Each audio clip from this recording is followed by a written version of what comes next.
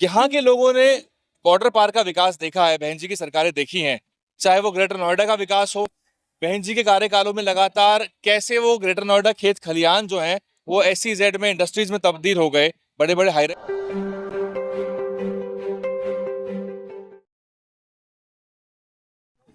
इस वक्त मैं प्रथला विधानसभा क्षेत्र के देवली बघौला में मौजूद हूं और आपको बताते हैं कि यहां पर बहन जी आज सुरेंद्र वशिष्ठ जो बसपा और एनोलो से संयुक्त प्रत्याशी है उनके समर्थन में वोट की अपील करने के लिए आ रही है।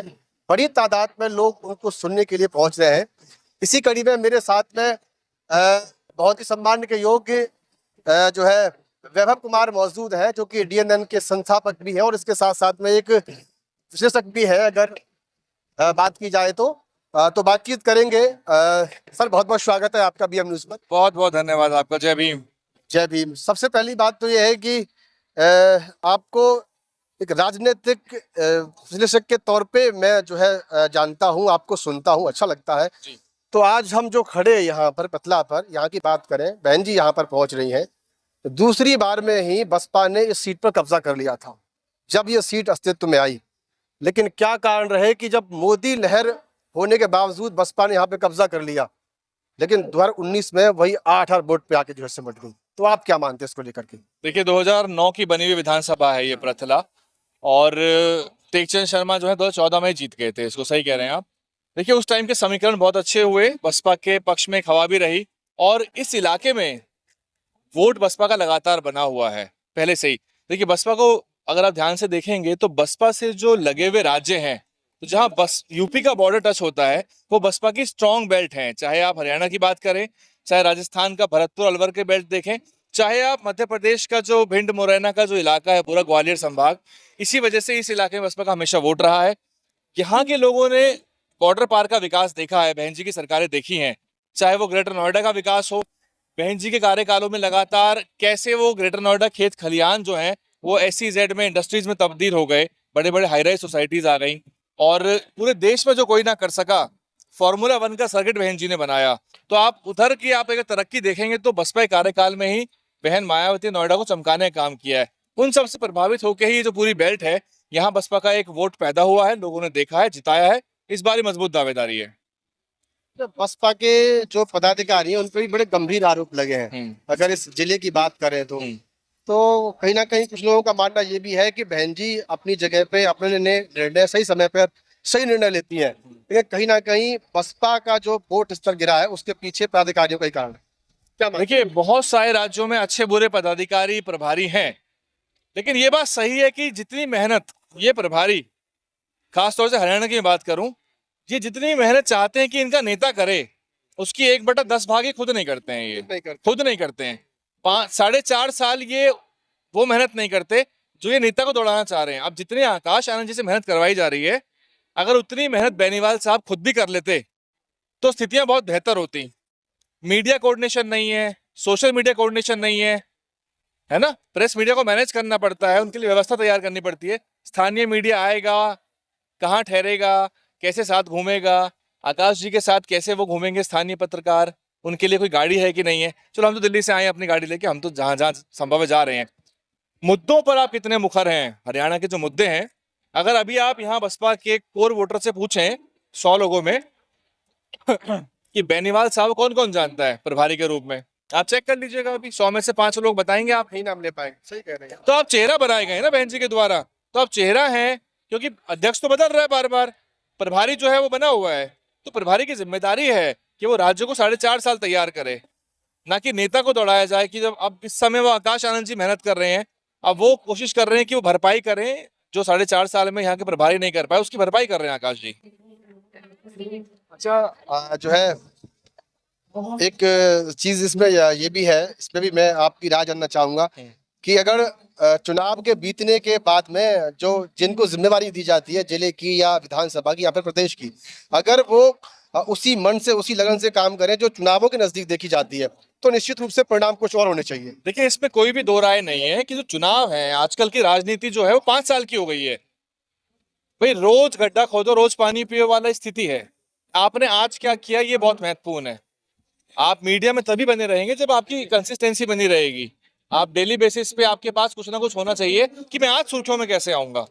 जैसे आप एग्जांपल लीजिए आम आदमी पार्टी का, उसने बीजेपी के पैंतर इस्तेमाल किए, बीजेपी का ही पूरा षड्यंत्र था उसको लॉन्च करने का, और वो बड़े ही शातिर तरीके से दिल्ली के बाद पंजाब पे कब्जा कर राष्ट्रीय पार्टी बन गई वो। तो ये जो मीडिया का प्रबंधन है या जो पदाधिकारियों की जो अकाउंटेबिलिटी है, आप कैसे एग्जामिन करेंगे कि आपको प्रभारी ने भर के दे दिया कि ये हमारी बूथ कमेटी सेक्टर कमेटी है, क्या जमीन पे है भी कुछ या नहीं है, केवल कागजों में नाम है। तो वो मैकेनिज्म तैयार करना पड़ेगा। आकाश जी बहुत सारी चीजें कर रहे हैं, समय लगेगा। बीएसपी एक जाइंट है, उसमें बदलाव करना इतना आसान नहीं है, लेकिन ओवरहॉल की जरूरत है, इसमें कोई दो राय नहीं है। अच्छा, एक स्पेस भी बन गया, एक गैप बन गया, आप मानते हैं ये? क्योंकि जो वोटर है वो कहीं ना कहीं बसपा से छटक भी रहे हैं, और भी दल आ रहे हैं नए। अगर चंद्रशेखर जी की बात करें तो उन्होंने भी यहाँ से कुछ ही दूरी पर एक रैली करी थी और बहुत बड़ी संख्या में लोग पहुंचे थे। तो कहीं ना कहीं इसका जो एक बसपा की तरफ से जो एक गैप बना है, इसका बेनिफिट चंद्रशेखर आजाद की पार्टी को मिलेगा, ऐसा लग रहा है आपको? वैसे नहीं, देखिए बीएसपी को उत्तर प्रदेश में चुनौती है, इसमें कोई दो राय नहीं है, और बीएसपी को खत्म करने के लिए सारी ताकतें लगी हुई हैं। ये काशीराम साहब का जो आंदोलन है, जो पार्टी है, देखिए हमारे कुछ सांसद जीते हैं, अन्य पार्टियों में बहुत से लोग निकल के आए, ये अच्छी बात है, लेकिन सरकारें बसपा ही बनाएगी। उत्तर प्रदेश में अगर हम बसपा को खत्म होता देख रहे हैं, कमजोर होता देख रहे हैं, तो फिर आगे बहुत लंबी खाई है जिसको पाटा नहीं जा सकता। इसीलिए इस आंदोलन को बचाना भी बहुत महत्वपूर्ण है। हाँ, ये जरूर है कि बाकी राज्यों में चुनौती बढ़ गई है, क्योंकि उत्तर प्रदेश की ओर वो देखा करते थे कि उत्तर प्रदेश से ताकत ली जाए। उत्तर प्रदेश में वोट का प्रतिशत 9 हुआ है, लेकिन इसका मतलब ये नहीं कि बसपा शून्य हो गई है या गायब हो गई है। हाँ, आंकड़ों को लेके आना बहुत जरूरी है, क्योंकि वोटर जो है ना मायूस हो जाता है, वो उसको विन चाहिए बीच में, तो विन आएगी कहीं ना कहीं से, तभी जाके बात बनेगी। क्या पता, क्या लग रहा है कि उन आंकड़ों पे वापस आएगी बसपा? क्योंकि अगर आज की बात करें तो 2014 का समीकरण आज भी हम लोग देख पा रहे हैं। जनाधार तो यहाँ पर काफी मिलता हुआ दिख रहा है, लोग बड़ी संख्या में पहुंच रहे हैं, प्रत्याशी भी ब्राह्मण था, और जो जोर शोर था वहां भी जो है ना एक मोदी लहर था, उसके बावजूद भी पार्टी बाजी मार गई थी। तो इस बार क्या लग रहा है? समीकरण तो वही दिख रहे हैं। देखो, एंटी इनकम्बेंसी बीजेपी के खिलाफ भयंकर है, ये तो बात आपको भी पता लग गई होगी, और जनता भाजपा को चुनाव से मतलब एक तरह से हटाने का, सत्ता से बेदखल करने का वोट कर रही है। तो अगर भाजपा बेदखल हो जाती है तो खुला मैदान है विपक्ष के लिए।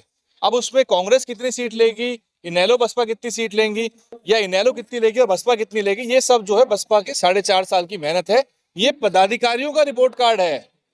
अगर कुछ ऊंच नीच हो जाती है तो इस प्रदेश के जो प्रभारी हैं वो जिम्मेदार हैं उसके लिए, क्योंकि आप अपने नेताओं की मेहनत भी बेकार करते हो, समाज की जो पूंजी लगती है चुनावी प्रबंधन में, रैलियों में, वो भी बेकार करते हो, और आप फिर आप कहते हो कि नहीं बात बनी या थोड़ा वोट बढ़ गया। बसपा ने 7% तक का वोट लिया विधानसभा में, 6%, 7%, 7.25%, और सांसद भी जिताए हैं अम्बाला से अमन कुमार नागरा जी के रूप में।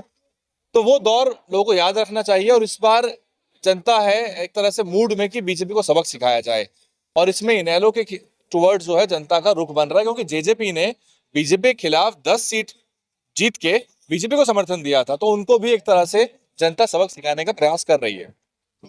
क्या अब ये माना जाए कि हरियाणा का विधानसभा चुनाव बसपा के लिए भी एक चुनौती है? हर पार्टी के लिए चुनौती है। हाँ, बसपा का वोट बैंक गिरा अगर वोट के लिए, हाँ, वोट परसेंट बसपा का तो फिलहाल के तौर पे तो देखा जाए इनेलो से तो मजबूत ही रहा। पिछली बार इनेलो का खुद घट रहा है, जो 5-5 बार के मुख्यमंत्री रहे वो 2.5% पे पिछली बार आ गए थे। तो बीएसपी का वोट परसेंट बढ़ता है, जो सीटें आती हैं निकल के, साथ में इनेलो की जो सीटें निकल के आती हैं, इनेलो तो सीटें पहले भी लाई थी, इस बार भी लाएगी। अब कितना आंकड़ा बैठता है, क्या फंसता है बहुमत, वो सब जो है देखना होगा। अगर इनके पास अच्छा आंकड़ा है और सरकार फंसती है तो फिर ये सरकार बनवाएंगे अपनी मर्जी से। DNN हिंदी को सब्सक्राइब करने के लिए दबाएं लाल रंग का सब्सक्राइब बटन और घंटी का बटन दबाकर ऑल नोटिफिकेशन पर क्लिक करें। चैनल को जिंदा रखने के लिए नीले रंग का ज्वाइन बटन दबाकर चैनल को आर्थिक सहयोग करें।